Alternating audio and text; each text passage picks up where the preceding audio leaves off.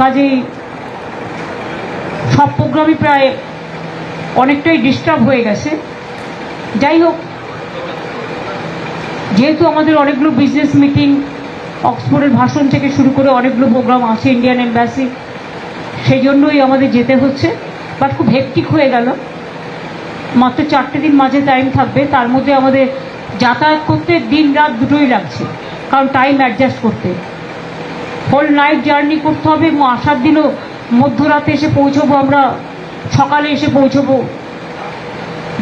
Dubai থেকে সন্ধ্যেবেলা এসে বিকেলের ফ্লাইট ধরে। সুতরাং 2 দিন যাতায়াতে ডাইরেক্ট ফ্লাইট না থাকার জন্য এই অসুবিধে। আমরা তো অনেক চেষ্টা করছি, দেখা যাক। সকলে ভালো থাকবেন। আমি বাংলার মামাটি মানুষ, সকলকে বলবো আপনারা সকলে শান্তিতে ভালো থাকুন।